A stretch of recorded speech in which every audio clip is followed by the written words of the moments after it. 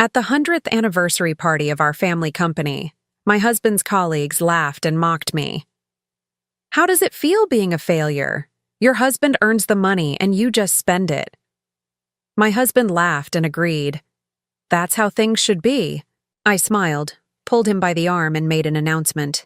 "Tell me, how does it feel knowing the useless woman owns 73% of the company?" The entire room went pale. "I'm glad to have you here. Follow my story until the end and comment the city you're watching from so I can see how far my story has reached." I should have known something was wrong the moment Byron insisted I wear the blue dress. Not the navy one I preferred, but the powder blue monstrosity he'd bought me for our anniversary 3 years ago, the one that made me look like an aging prom queen. "You want to look appropriate tonight, Beulah," he said, adjusting his tie in our bedroom mirror. "This is the company's 100th anniversary. Important people will be there." Important people. As if I hadn't been married to him for 42 years. As if I hadn't attended every single company function since we were newlyweds. But I put on the dress anyway, applied my lipstick, and followed him to the car like the dutiful wife I'd been trained to be. The ballroom at the Riverside Hotel was decorated with gold and burgundy banners celebrating Morrison Family Enterprises' centennial. Crystal chandeliers cast warm light over tables filled with executives, board members, and their spouses. Everyone looked polished, successful, important. Byron immediately gravitated toward his usual crowd, the younger executives who treated him like some kind of mentor. I found myself standing alone by the bar, nursing a glass of white wine and watching the festivities from the sidelines. That's when I heard it. The laughter. "Look at her over there," one of Byron's colleagues said, loud enough for half the room to hear. "How does it feel being such a failure, Beulah? Your husband makes all the money and you just spend it."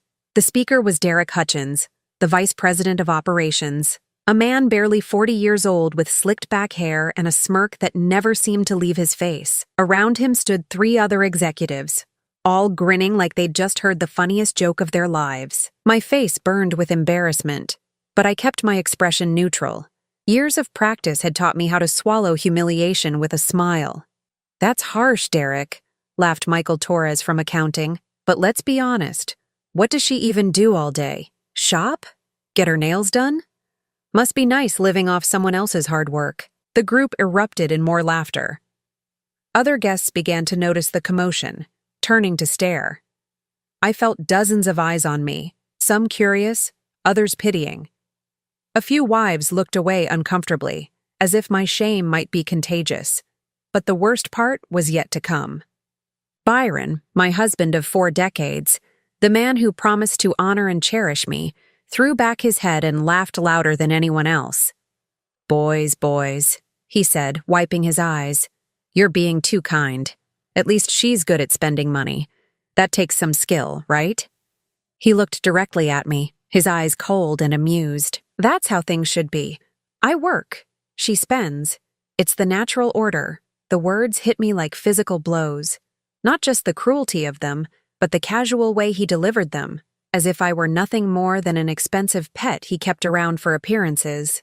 I stood there frozen, my wine glass trembling in my hand. Around me, the conversation continued, each comment more degrading than the last. "At least she looks the part," someone said. "The perfect corporate wife. Silent and decorative," added another. "Just how they like them." "I bet she doesn't even know what the company actually does," Derek chimed in. "Probably thinks Morrison Family Enterprises makes pretty dresses or something." More laughter, more staring, more humiliation piling on top of humiliation until I thought I might suffocate under the weight of it all. But then something inside me shifted, something that had been building for years, maybe decades. A quiet rage that had been simmering beneath my carefully maintained surface. I set down my wine glass and walked toward the group. My heels clicked against the marble floor with each deliberate step. Conversations around me began to fade as people sensed something was about to happen. "Byron," I said sweetly, reaching for his arm. My voice carried across the suddenly quiet ballroom. "Darling, could you come here for a moment?" He looked surprised, but allowed me to guide him to the center of the room. The executives followed, still grinning, expecting another opportunity to mock me publicly. I cleared my throat and spoke loud enough for everyone to hear. "Since we're all being so honest tonight," I began, my voice steady and clear, "I have something I'd like to share with everyone." Byron's expression shifted slightly. Something uncertain flickered in his eyes. "Derek asked me how it feels to be a failure," I continued, turning to address the room. "Michael wondered what I do with my time, and my dear husband here thinks I'm just good at spending money." Murmurs rippled through the crowd. People moved closer, sensing drama. "Well," I said, smiling at each of their confused faces, "let me ask you something in return. How does it feel to know that the useless woman you've all been laughing at owns 73% of Morrison Family Enterprises?" The silence that followed was deafening. Derek's mouth fell open. Michael's face went white. Byron stared at me as if I'd just spoken in a foreign language. "That's impossible," Byron whispered. I reached into my purse and pulled out a folded document. "Would you like to see the ownership papers? They're all perfectly legal and up to date." The color drained from Byron's face entirely. Around us, the crowd buzzed with shock and confusion. Board members who had been treating me like furniture for decades suddenly looked at me with new eyes. "You see," I said, my voice growing stronger with each word, "while you've all been assuming I was nothing more than a decoration, I've been the one keeping this company afloat. Every major decision, every strategic move, every financial approval, it all goes through me." Byron reached for the papers with shaking hands. "This can't be real." "Oh, but it is," I replied. "And now that we've cleared that up, I think we need to have a very different conversation about who exactly has been failing whom." The room erupted into chaos as the full implications of my revelation began to sink in. But for the first time in 40 years, I felt perfectly calm. The ride home was silent except for the hum of the engine and Byron's heavy breathing. He gripped the steering wheel so tightly his knuckles were white. His jaw clenched in a way I hadn't seen since our early marriage, when he still bothered to show anger instead of indifference.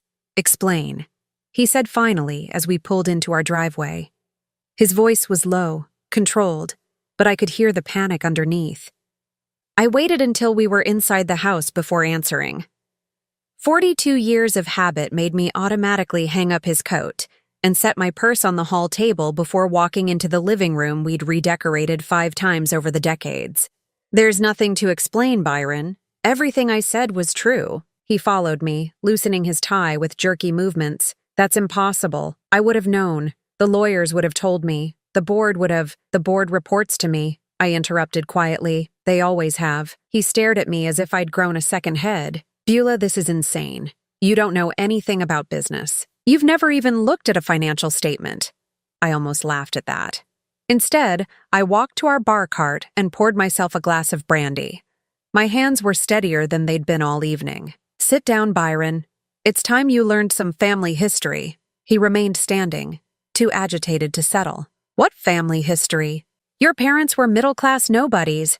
My grandfather built this company from nothing." "Your grandfather," I said, taking a sip of brandy, "was about to lose everything when I met you. Morrison Family Enterprises was hemorrhaging money. The textile mills were outdated, the equipment was falling apart, and the bank was 3 months away from foreclosure." Byron's face went pale again. "That's not true. Grandfather was successful. He left me a thriving business. He left you a beautiful facade hiding a rotting foundation." I sat down in my usual chair, the one by the window where I'd spent countless evenings pretending to read while actually reviewing quarterly reports Byron thought came from his accountants.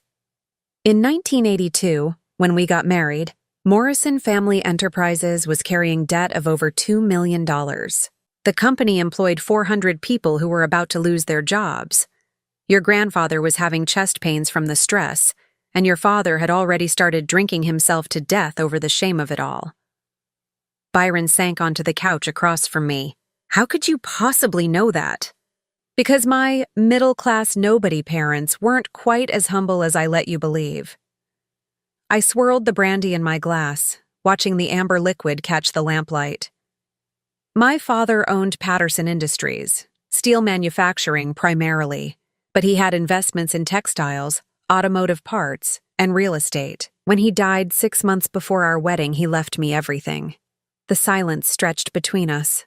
Byron's mouth opened and closed like a fish gasping for air. $12 million, I continued. That's what I inherited. Not a fortune by today's standards, but substantial enough in 1982. Especially for a 24-year-old woman who everyone assumed was marrying above her station. 12 million, Byron repeated faintly. I could have walked away, you know.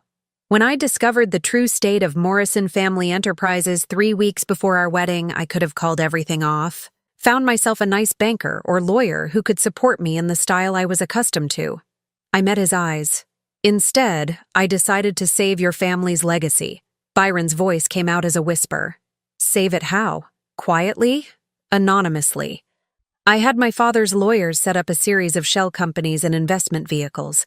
Over the course of our first 5 years of marriage, I systematically bought out Morrison Family Enterprises' debt, modernized the equipment, and restructured the entire operation.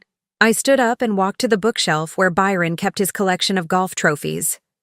Behind them, hidden from casual view, was a small leather portfolio I'd placed there years ago. The fascinating thing about shell companies, I said, retrieving the portfolio, is that they can be very useful for maintaining privacy, especially when you want to help someone without damaging their pride. I handed him the portfolio. These are the original incorporation papers. Patterson Holdings, Patterson Investments, Patterson Family Trust, all established between 1982 and 1987, all registered under my maiden name. Byron's hands shook as he opened the folder. Patterson. Your maiden name was Patterson. Patterson Industries was the silent partner that saved Morrison Family Enterprises. What you thought was a business loan from the bank was actually my money. What you believed were new investors interested in textiles were my shell companies. What you assumed was your grandfather's brilliant financial recovery was me pumping millions of dollars into a dying business. I returned to my chair and watched as Byron's world crumbled around him. 40 years of believing himself a successful businessman. 40 years of thinking he'd inherited his grandfather's acumen. 40 years of treating me like an ornamental accessory. But why? He asked, his voice breaking. Why didn't you tell me? Because you were so proud. So convinced that you were taking care of me, rescuing me from my humble circumstances. You loved being the successful husband married to the grateful little wife. I didn't want to take that away from you. The truth was more complicated than that, but I wasn't ready to share everything yet. I wasn't ready to tell him about the conversations I'd overheard between him and his friends before our marriage. The ones where he'd joked about marrying beneath his station, but how it would be worth it because I'd be so grateful I'd never cause him any trouble. So all these years? Byron's voice trailed off. All these years, I've been the majority shareholder. Every major business decision crossed my desk. Every expansion, every acquisition, every strategic partnership. I approved them all. The executives you think report to you? They actually report to me. The board meetings you thought you were leading? I was pulling the strings from behind the curtain. Byron set the portfolio down with trembling hands. The other wives, they knew? I almost smiled at that. The other wives knew exactly what I wanted them to know, that I was Byron Morrison's devoted spouse who spent her days shopping and planning dinner parties. They envied my life because they thought it was carefree and luxurious. They had no idea I was working 80-hour weeks managing a multi-million-dollar company. Working where? How? I never saw you. The home office upstairs that you think is my craft room? That's where I handle Morrison Family Enterprises business. The book club I attend every Tuesday, board meetings, the spa days I take once a month, financial planning sessions with our accountants and lawyers. Byron looked around our living room as if seeing it for the first time. His gaze lingered on details he'd never noticed before. The second phone line I'd had installed for personal calls, the locked filing cabinet I'd claimed was for recipes and household records, the expensive laptop I'd told him was for email and online shopping. Every lie, he whispered. Our entire marriage has been built on lies. Not lies, Byron. Protection. I protected your pride, your reputation, and your family's legacy. I made sure you could hold your head high at every business function, every golf tournament, every social gathering. I made sure Morrison Family Enterprises not only survived but thrived.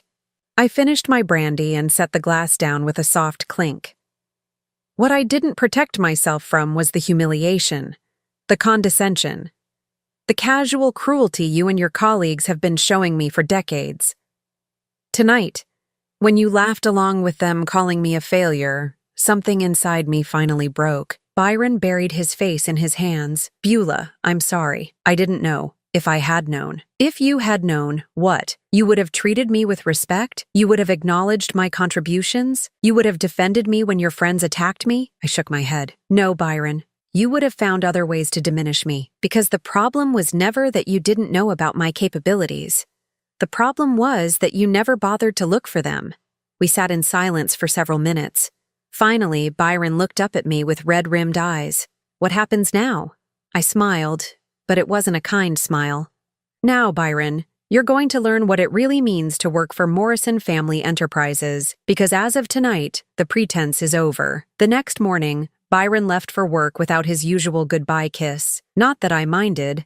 I had more pressing matters to attend to than his wounded pride. I waited until his car disappeared down our tree-lined street before making my way to what he still believed was my craft room. The space on the second floor had been my sanctuary for decades. While Byron thought I spent my time up there scrapbooking and arranging flowers, I'd actually been running a $50 million enterprise from behind an antique sewing table that doubled as my desk. I unlocked the filing cabinet he'd never questioned and pulled out a thick folder marked Personnel, Executive Level. It was time to take a closer look at the people who'd been so eager to humiliate me last night. Starting with Derek Hutchins. What I found in Derek's file made my stomach turn, not just the expected performance reviews and salary information, but a series of expense reports that painted a disturbing picture. Dinner charges at expensive restaurants on nights when he claimed to be in client meetings. Hotel bills for weekend business trips that had no corresponding conference or customer visit records. And most telling of all, a pattern of Friday afternoon emergency meetings that required him to leave the office early. I cross-referenced his expense reports with the company credit card statements I reviewed monthly. The pattern became clear immediately. Derek had been using company funds to finance an affair, submitting fraudulent expense reports for what were obviously personal romantic getaways. But that wasn't the worst part. The worst part was discovering who his affair partner was. I pulled up the personnel files on my computer and began comparing dates. Hotel charges, restaurant bills, travel expenses, all matched perfectly with another employee's schedule. An employee who had been receiving suspicious bonuses and raises despite mediocre performance reviews. Sandra Chen, Byron's executive assistant for the past 15 years. My hands trembled as I printed out the evidence. Sandra, the woman who had organized every one of Byron's business trips. Sandra, who had access to his calendar, his email, his private phone line. Sandra, who had been in our home dozens of times for work-related meetings and holiday parties. Sandra, who was 38 years old, unmarried, and had been receiving salary increases that far exceeded her actual contributions to the company. I leaned back in my chair, feeling sick. Not because Byron was having an affair, I'd suspected that for years, but because of how stupid he'd been about it. Using company resources, creating a paper trail, putting Morrison Family Enterprises at legal risk for his personal indulgences. And then I found something that made everything infinitely worse. Hidden in Sandra's employment file was a memo dated 6 months ago, a promotion request that Byron had submitted to Human Resources, recommending Sandra for a newly created position, Director of Executive Operations. The salary he'd proposed was $120,000 annually, plus profit-sharing benefits. The memo included a justification paragraph that made my blood run cold. Ms. Chen has demonstrated exceptional dedication to the executive team and deserves recognition for her contributions. Her intimate knowledge of company operations and personal commitment to excellence make her invaluable to Morrison Family Enterprises. I strongly recommend immediate approval of this promotion and compensation package. Intimate knowledge, personal commitment, The language was deliberately suggestive, almost mocking. But the most infuriating part was the signature line at the bottom of the memo. Byron had forged my signature on the approval form, assuming I would never see it because I was just the decorative wife who didn't involve herself in business matters. I printed out everything and created a timeline. The affair had been going on for 15 years, almost from the moment Sandra was hired. Byron had been systematically promoting her, increasing her salary, and giving her access to confidential company information. He'd even listed her as his emergency contact on several business documents, claiming it was for convenience. My phone rang, interrupting my investigation. The caller ID showed Byron's office number. "Beulah?" His voice sounded strained. "We need to talk. Can you come to the office?" "I'm busy," I replied calmly. "What do you need?" "I've been thinking about last night, about what you told me. Maybe we can work something out, some kind of arrangement." An arrangement. As if 42 years of marriage and the financial salvation of his family's company was something that could be negotiated like a business contract. "What kind of arrangement did you have in mind, Byron?" "Well, obviously you've been more involved in the business than I realized. Maybe it's time for you to take a more official role. We could announce you as a consultant or advisor, give you an office, a title, make it legitimate." I almost laughed. He still didn't understand. He thought this was about recognition, about wanting my name on a door or business cards. He had no idea that I'd been pulling the strings all along, that his entire career had been an elaborate performance I'd been directing from the shadows. "That's very generous of you, Byron. Tell me, have you discussed this arrangement with Sandra?" The silence on the other end of the line stretched for several seconds. When he finally spoke, his voice was careful, measured. "I'm not sure what you mean." "Sandra Chen, your executive assistant, the woman you've been having an affair with for 15 years, the woman you've been promoting and giving raises to using forged authorization forms. That's Sandra." Another long silence. Then, barely audible. How did I know?" I finished for him. "Byron, I review every expense report, every personnel file, every financial transaction this company makes. Did you really think you could hide an affair that you've been financing with corporate funds?"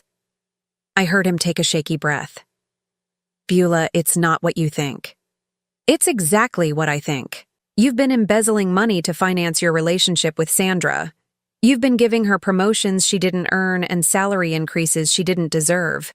You've been putting Morrison Family Enterprises at legal risk for sexual harassment and financial misconduct.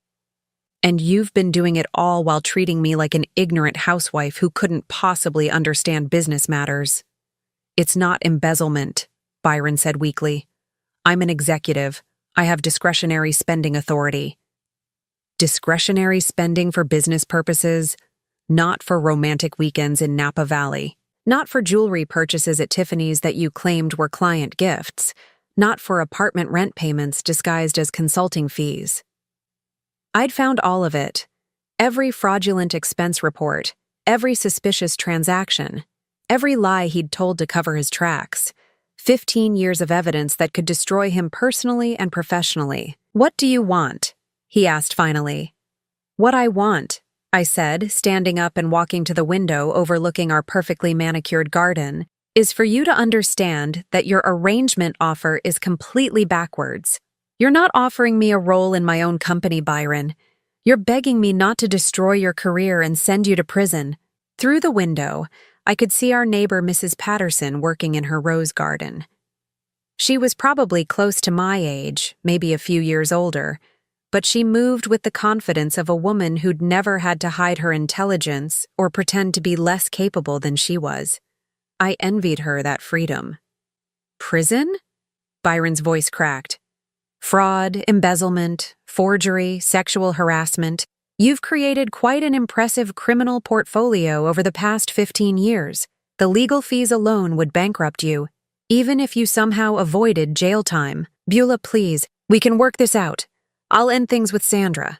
I'll pay back any money you think was misspent. We can go back to the way things were, As if I would ever again pretend to be the grateful, ignorant wife while he made a fool of me behind my back. As if I would continue to finance his lifestyle and his affair while he publicly humiliated me. The way things were is over, Byron. What happens next depends entirely on how cooperative you're willing to be. Cooperative with what? I smiled, though he couldn't see it. With helping me clean house. You see, I've discovered that Derek Hutchins has also been filing fraudulent expense reports. Michael Torres has been skimming money from the Employee Benefits Fund. And that's just what I found in the first hour of investigation. You can't fire them. They're executives. The board would have to approve. I am the board, Byron. Or at least, I control 73% of it. I can fire anyone I want, including you. The threat hung in the air between us. I could hear Byron breathing heavily, probably calculating how much he stood to lose if I followed through. What do you want me to do? He asked finally. Come home. We're going to have a very long conversation about the future of Morrison Family Enterprises. And Byron, bring Sandra with you. It's time the three of us had an honest discussion about accountability. I hung up before he could respond. Then I returned to my files, pulling out employment contracts and reviewing termination procedures. By the time Byron arrived home, I intended to have a very clear plan for dealing with everyone who had treated me like a fool, starting with the woman who had been sharing my husband's bed while spending my money. Byron arrived home 3 hours later with Sandra in tow. I watched from the upstairs window as they sat in his car for several minutes, clearly having an intense discussion before finally walking to the front door. Sandra looked nervous, constantly smoothing her black hair and adjusting her blazer. Byron looked like a man walking to his execution. I met them in the living room, where I'd arranged 3 chairs in a triangle. The furniture placement was deliberate. No one would be sitting together on the couch like allies. This was going to be a business meeting, not a social gathering. Please sit down, I said, gesturing to the chairs I'd selected. I'd chosen the highest one for myself, positioning it slightly forward so I would be looking down at both of them. Sandra perched on the edge of her chair like she might need to run at any moment. She kept glancing between Byron and me, clearly unsure of the protocol for this situation. How do you behave when meeting your lover's wife who also happens to be your ultimate boss? Before we begin, I said, opening the folder I'd prepared, I want to make something clear. This is not a personal conversation about marriage or relationships. This is a business meeting about employee misconduct and financial impropriety. I pulled out the first document and placed it on the coffee table where both could see it. Sandra, this is your employment contract, signed 15 years ago. According to this document, your starting salary was $32,000 annually. Can you tell me what your current salary is? Sandra's voice came out as barely a whisper. $95,000. $95,000, I repeated. That's an increase of nearly 200% over 15 years. Quite impressive for an administrative assistant. Tell me, what additional responsibilities have you taken on to justify such dramatic salary growth? She looked at Byron desperately, but he was staring at his hands. I've taken on more executive support duties, managing Byron's calendar, handling confidential correspondence, coordinating with department heads. Coordinating with department heads, I mused. Interesting, because according to the organizational chart, administrative assistants don't have authority to coordinate with department heads. That's a management-level responsibility. I pulled out another document. This is your most recent job description, dated 18 months ago. It lists your official duties as managing executive calendar, handling correspondence, filing, answering phones, and other duties as assigned. Nothing about department coordination or strategic planning. Sandra's face flushed red. Byron asked me to take on additional responsibilities. I'm sure he did. I turned to Byron, who finally looked up at me. Byron, as Sandra's supervisor, can you explain the business justification for giving her a $63,000 raise over 15 years for performing the same basic administrative functions? Byron opened his mouth, then closed it again. We all knew there was no legitimate business justification. I continued without waiting for his answer. Let me show you something else. I spread out the expense reports I'd discovered earlier. These are Sandra's travel expenses over the past 5 years. Notice anything interesting? Both of them leaned forward to look at the papers, though I suspect they already knew what I'd found. Every single business trip Sandra has taken coincides exactly with Byron's travel schedule. Same cities, same hotels, often consecutive room numbers. The company has been paying for 2 people to attend meetings that required only 1 employee. I pulled out more documentation. And then there are these expense reports. Dinners for 2 at romantic restaurants, charged as client entertainment but with no client names listed.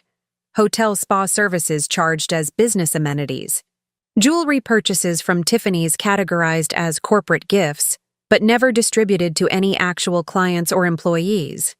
Sandra was now visibly shaking. Byron looked like he might be sick. 15 years of fraudulent expense reports. I continued methodically. 15 years of unauthorized salary increases. 15 years of using corporate resources to finance a personal relationship. Do you understand the legal implications of what you've been doing? Mrs. Morrison, Sandra said, her voice trembling. I never meant for any of this to happen. Byron said it was all approved. He said you knew about the raises and that you were fine with our arrangement. I felt a cold smile cross my face. Our arrangement? Is that what he called it? Sandra nodded miserably. He said you and he had an understanding, that you were both mature adults who could handle a modern marriage. He said you were focused on your social activities and weren't interested in his personal life as long as he was discreet. I turned to Byron, who had gone completely pale. Is that what you told her? That I knew about your affair and approved of it? Byron's voice was hoarse when he finally spoke. Beulah, I can explain. Please do. I'm very interested to hear how you explained my approval of you embezzling company funds to finance your relationship with Sandra.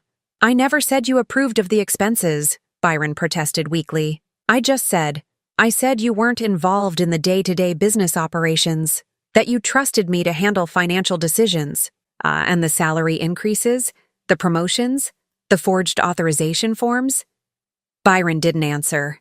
He couldn't answer, because we all knew he'd been lying to Sandra just as much as he'd been lying to me. I turned back to Sandra. Tell me, in 15 years of this arrangement, did Byron ever mention that I own 73% of Morrison Family Enterprises? Sandra's eyes widened. Own? I thought Byron's family owned the company. Byron's family did own the company.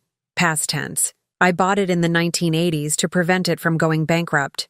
Every salary increase you've received, every fraudulent expense you've submitted, every unauthorized benefit you've enjoyed, it all came from my money. The silence in the room was deafening. Sandra looked like she was about to faint. Byron was staring at the floor as if he could will himself to disappear through it. So here's what's going to happen, I said, my voice calm and businesslike. Sandra, you have 2 choices. Option 1. I file criminal charges for fraud and embezzlement. You'll be arrested, prosecuted, and likely spend several years in prison. You'll also be personally liable for repaying every penny of fraudulent expenses and unauthorized salary increases. Approximately $430,000 over 15 years. Sandra made a small choking sound. Option 2. You resign immediately, forfeit any severance pay or benefits, and sign a comprehensive non-disclosure agreement. You'll also agree to repay the fraudulent expenses through a structured payment plan.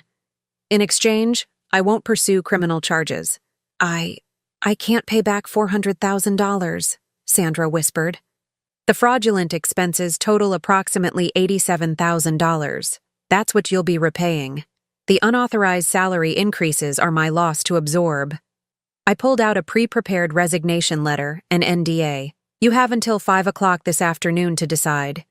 If you choose option 2, sign these documents and leave your office keys and company credit card on my desk. If you choose option 1, I'll be contacting the police and the district attorney's office. Sandra took the papers with shaking hands.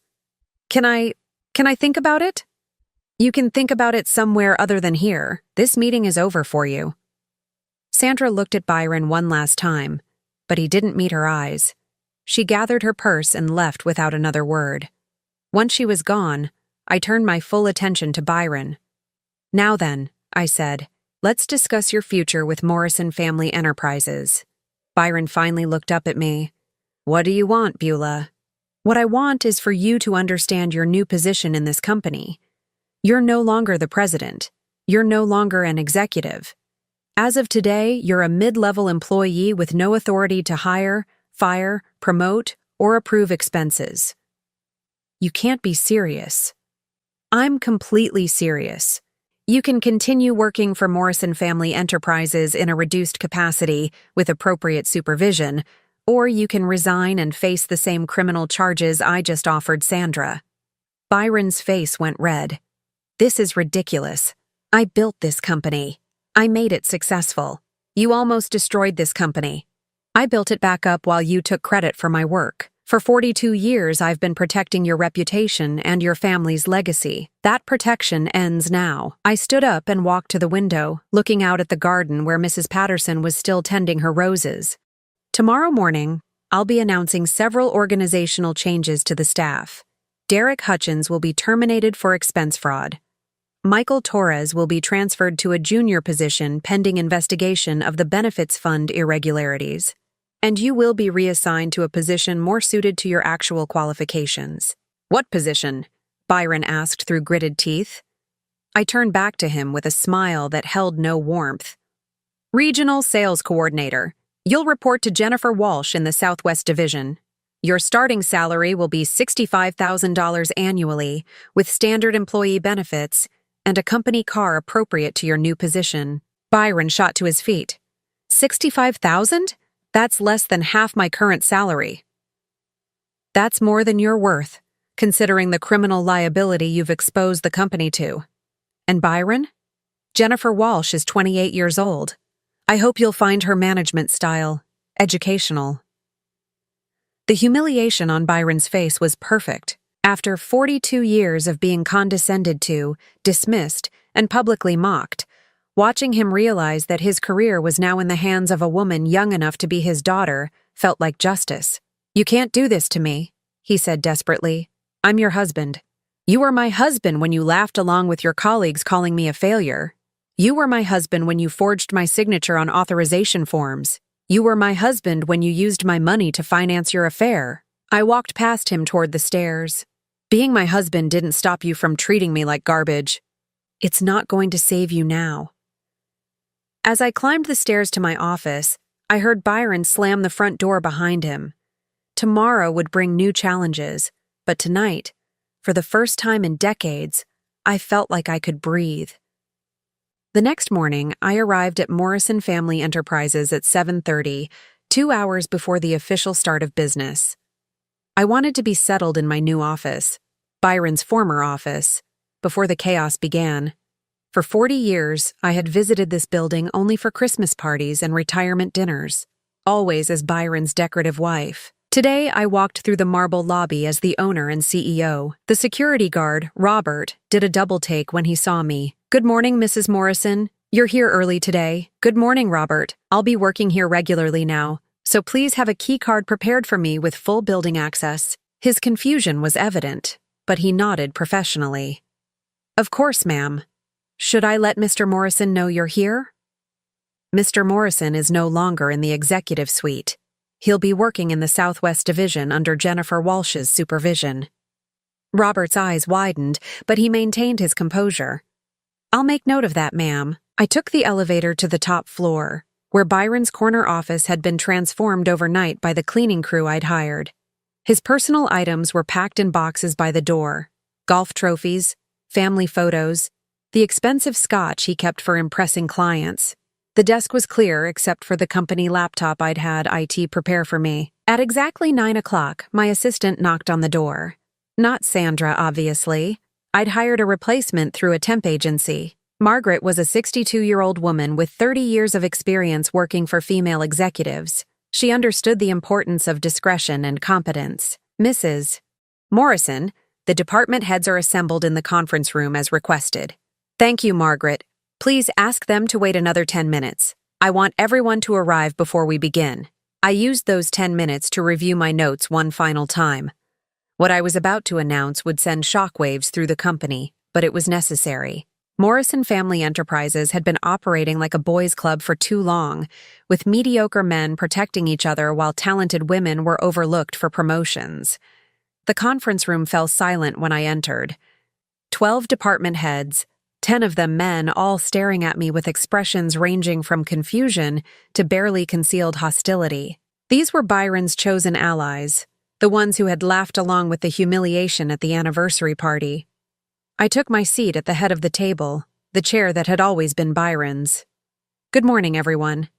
As you may have heard, there have been some organizational changes. I am now serving as CEO and president of Morrison Family Enterprises, effective immediately. Derek Hutchins, the VP of Operations who had started the mockery at the party, leaned forward aggressively. With all due respect, Mrs. Morrison, where is Byron? Shouldn't he be making this announcement? Mr. Morrison has been reassigned to a position more suited to his qualifications. He'll be working in regional sales under Jennifer Walsh's supervision. The room erupted in murmurs. Jennifer Walsh was one of our youngest department heads, a brilliant woman in her late 20s who had been consistently passed over for executive roles despite outperforming her male colleagues. This is absurd, Derek continued. You can't just waltz in here and start firing executives. The board of directors would never approve this. I smiled coldly. Mr. Hutchins, as the majority shareholder of this company, I am the board of directors. And speaking of firing executives, you're terminated, effective immediately. Security will escort you out after this meeting. Derek's face went white, then red. You can't fire me. I have a contract. You had a contract. You violated it when you submitted fraudulent expense reports totaling over $37,000 in the past 3 years. Margaret has prepared your termination paperwork, along with documentation of your financial misconduct. I turned to the rest of the room. Mr.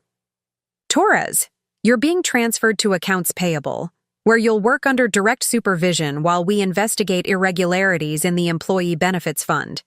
Your salary will be reduced to reflect your new position.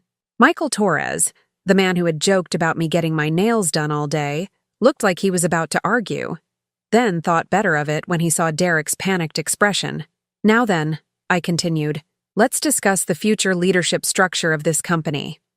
Jennifer Walsh is being promoted to Senior Vice President of Operations, with authority over all regional sales divisions.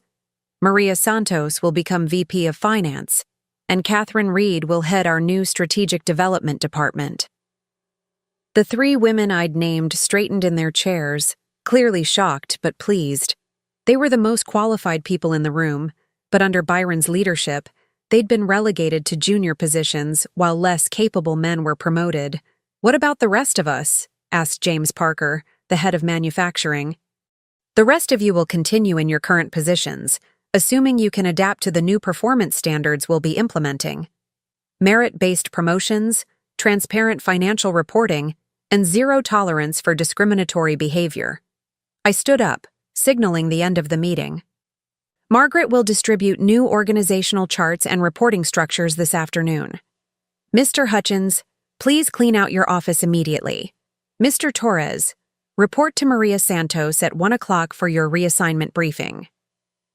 As the room cleared, I noticed several of the male executives whispering angrily among themselves. They were probably planning some kind of rebellion, maybe threatening to quit in protest. I almost hoped they would. It would make the house cleaning easier. Jennifer Walsh lingered after the others left. Mrs. Morrison, I don't know what to say. Thank you for this opportunity. Don't thank me yet, Jennifer. You're about to have Byron Morrison reporting to you. I suspect he won't take kindly to having a boss who's younger than he is. Jennifer's smile was sharp and confident. I can handle Byron Morrison. I'm counting on it. The rest of the morning was a whirlwind of meetings, phone calls, and paperwork. Word of the changes spread quickly through the company, and I could feel the tension building as employees tried to process what was happening. At noon, Byron finally arrived. I watched through my office window as he stood in the parking lot for several minutes, staring up at the building like he'd never seen it before. When he finally came inside, he didn't come to my office. Instead, he went directly to the Southwest Division, where Jennifer Walsh was waiting for him. Margaret buzzed me 20 minutes later. Mrs. Morrison, there's some kind of commotion in the Southwest Division. Should I investigate? No need, Margaret. I suspect Mr. Morrison is discovering that his new position comes with actual accountability. Through the office grapevine, I learned what had happened. Byron had walked into Jennifer's office expecting to negotiate his way back to his executive position.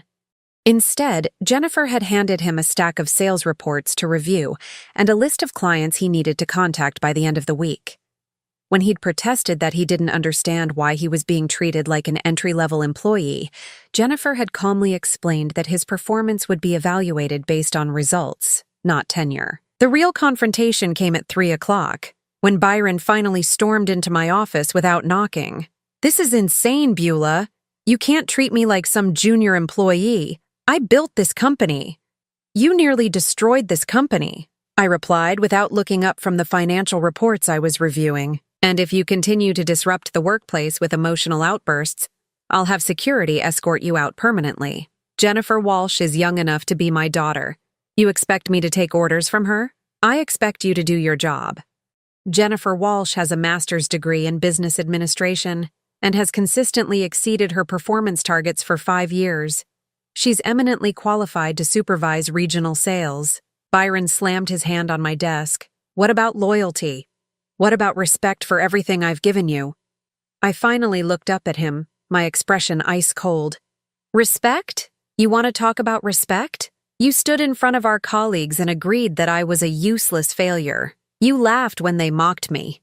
You forged my signature on legal documents. You embezzled company funds to finance an affair.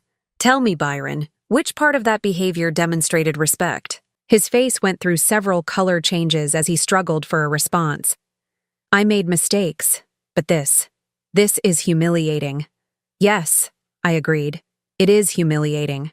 Now you know how I felt for 42 years. Byron stared at me for a long moment, then turned and stalked out of my office. Through my window, I watched him get into his car and drive away. He didn't return for the rest of the week. On Friday afternoon, Margaret brought me a resignation letter. Byron was quitting Morrison Family Enterprises, citing irreconcilable differences with new management. He was also filing for divorce, claiming I had fundamentally misrepresented myself during our marriage. I read the letter twice, then filed it in my desk drawer. After 42 years of marriage, Byron's departure should have felt like a devastating loss. Instead, all I felt was relief. That evening, I called my lawyer to discuss the divorce proceedings. Byron would probably try to claim half of everything, despite the fact that Morrison Family Enterprises had always been mine. He'd discover that I'd been more thorough in protecting my assets than he'd ever imagined. As I prepared to leave the office, I took one last look around the space that had been Byron's domain for so long. Tomorrow, I would start implementing the changes that would transform Morrison Family Enterprises into the company it should have been all along. A company where competence mattered more than gender, where financial integrity was non-negotiable, and where no one would ever again be dismissed as decorative. The little girl who had inherited $12 million at 24 had finally learned to use her power. And Byron Morrison was about to discover just how expensive his arrogance had been. 6 months after Byron's resignation, I stood in the same ballroom where my humiliation had begun, but this time as the keynote speaker for the Regional Women in Business Conference. The irony wasn't lost on me. The woman who had been mocked as a useless failure was now being honored as Businesswoman of the Year. Morrison Family Enterprises had transformed dramatically under my leadership. Company profits had increased by 32%, employee satisfaction scores had reached all-time highs, and we'd been featured in 3 major business publications as a model for progressive workplace policies. More importantly, I had transformed. The woman who once hid her intelligence behind a demure smile now commanded boardrooms with confidence. The wife who had swallowed humiliation for decades now spoke her mind without apology. "Ladies and gentlemen," I began, looking out at the audience of successful women and a few enlightened men. 6 months ago, I was introduced to this community in a rather unconventional way. I was publicly mocked for being dependent on my husband's success. Tonight, I want to share what I learned from that experience. In the front row, I spotted several former Morrison employees who had attended out of curiosity. Jennifer Walsh sat with Maria Santos and Catherine Reed, the three women who had stepped into leadership roles and exceeded every expectation. Their presence gave me strength. For 42 years, I allowed others to define my worth. I pretended to be less capable than I was because I thought it would preserve my marriage and protect my husband's pride. What I didn't realize was that by diminishing myself, I was enabling a system that diminished all women. The audience was completely silent, hanging on every word. The night I revealed that I owned 73% of Morrison Family Enterprises, I wasn't just correcting a misconception about my role in the company. I was reclaiming my voice after decades of voluntary silence. And what I discovered was that silence is not golden, it's toxic. Applause rippled through the room, growing stronger as I continued. In the 6 months since taking active control of my company, I've learned that competence has no gender, vision has no age limit, and leadership is not about commanding respect through intimidation. It's about earning respect through integrity. I paused, thinking about the journey that had brought me to this moment. The divorce proceedings had been brutal, with Byron's lawyers initially demanding half of everything. They'd been shocked to discover that the house, the cars, the vacation properties, everything they thought was Byron's, had been purchased with my money and titled in my name. Byron had walked away with his pension fund and the realization that he'd never actually owned anything except his own arrogance. Some of you may be wondering what happened to my former husband and the executives who thought it was appropriate to publicly humiliate a colleague's wife. I'm happy to report that accountability has consequences. More applause, this time with some knowing laughter mixed in. Byron Morrison now works as a regional sales manager for a small textile company in Ohio. His annual salary is approximately 1/10 of what he earned when he thought he was running my company. Derek Hutchins, the man who called me a failure, is currently appealing his conviction for fraud and embezzlement. And Michael Torres, who suggested I spent my days getting my nails done, is working as a junior accountant under the supervision of a very capable 26-year-old woman. The satisfaction in the room was palpable. These women understood the sweet justice of incompetent men finally facing consequences for their actions. But tonight isn't about revenge, it's about rebuilding. Morrison Family Enterprises now has a female-majority leadership team. We've implemented pay equity policies, promoted based on merit rather than networking, and created mentorship programs that support women at every level of their careers. I clicked to the next slide in my presentation, showing the company's improved performance metrics. The results speak for themselves. When you create an environment where talent is recognized regardless of gender, when you eliminate the old boys club mentality, when you refuse to tolerate casual discrimination, extraordinary things happen. In the audience, I noticed an older woman in the third row who looked familiar. It took me a moment to recognize her. It was Margaret Chen, Sandra's mother. She was dabbing at her eyes with a tissue, and when our eyes met, she nodded respectfully. Sandra herself had struggled after her termination. She'd eventually found work as an administrative assistant at a law firm, making less than half her fraudulent Morrison salary. She'd also been required to pay back the $87,000 in embezzled expenses, which would take her approximately 8 years at her current income level. Sometimes consequences take time to fully materialize, but they always come. The most important lesson I want to share with you tonight, I continued, is that it's never too late to stop hiding. For those of you who have been making yourselves smaller to accommodate others' insecurities, for those who have been accepting less than you deserve to avoid conflict, for those who have been silent when you should have been speaking, your time is now. The standing ovation began in the front row and spread throughout the ballroom. As I looked out at these powerful, accomplished women celebrating not just my success, but their own potential, I felt something I hadn't experienced in decades, pure joy. After the speech, I was surrounded by women wanting to share their own stories of workplace discrimination, hidden talents, and delayed recognition. A 60-year-old attorney told me about finally making partner after 30 years of being overlooked. A 55-year-old engineer described starting her own consulting firm after being passed over for promotion one too many times. A 48-year-old doctor explained how she'd stopped apologizing for her expertise and started demanding the respect she'd earned. Each story reminded me that my experience wasn't unique. Countless women had been told they were too much or not enough, too aggressive or too passive, too ambitious or not driven enough. The difference was that I'd finally had enough power to fight back effectively. As the evening wound down, I stepped outside onto the hotel's terrace, needing a moment of quiet reflection. The city lights sparkled below, and I thought about the woman I'd been 6 months ago, silent, diminished, pretending to be grateful for scraps of acknowledgement. "Mrs. Morrison?" I turned to find a young woman, probably in her early 30s, approaching hesitantly. "I'm sorry to bother you, but I wanted to thank you. I work for a company where the CEO's wife is treated exactly the way you describe being treated. Everyone assumes she's just decorative, but I've seen her reviewing contracts and financial reports when she thinks no one is looking. Your speech tonight. I think she needs to hear your story." I smiled and handed her my business card. "Have her call me. Sometimes we all need permission to stop hiding." As I drove home to the house that had always been mine, but had never felt like home until Byron left, I reflected on the unexpected gift his cruelty had given me. If he hadn't humiliated me so publicly, so completely, I might have continued the charade for another decade. I might have died having never fully used my capabilities, never claimed my rightful place, never experienced the satisfaction of building something extraordinary.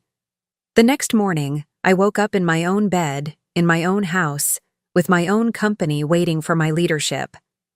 At 66 years old, I was finally living as myself. Not as someone's wife, not as someone's assumption about what women should be, but as Beulah Morrison, CEO and majority owner of a $50 million enterprise. I poured myself coffee and opened my laptop to review the quarterly reports that Jennifer had prepared. Morrison Family Enterprises was thriving under authentic leadership, proving what I'd always suspected. Competence and integrity were far more valuable than networking and bluster. My phone rang as I was reviewing the numbers. The caller ID showed a number I didn't recognize. Beulah Morrison speaking. "Mrs. Morrison, this is Patricia Williams. I attended your speech last night. I own a small manufacturing company, and I wanted to discuss a potential partnership. I believe our companies could accomplish great things together." I smiled, opening my calendar to schedule the meeting. At 66, I was just getting started. The woman who had spent 42 years hiding her light under a bushel was finally ready to illuminate the world. And the best part? Byron Morrison, wherever he was selling textiles in Ohio, would read about every success in the business journals. He would know that the useless wife he'd discarded had built an empire without him. He would understand, finally, that respect cannot be demanded. It must be earned. The silent empire I'd built in secret was now a public testament to what happens when women stop apologizing for their excellence. And I had never been more proud to put my name on it. Now I'm curious about you who listened to my story. What would you do if you were in my place? Have you ever been through something similar? Comment below, and meanwhile, I'm leaving on the final screen 2 other stories that are channel favorites, and they will definitely surprise you. Thank you for watching until here.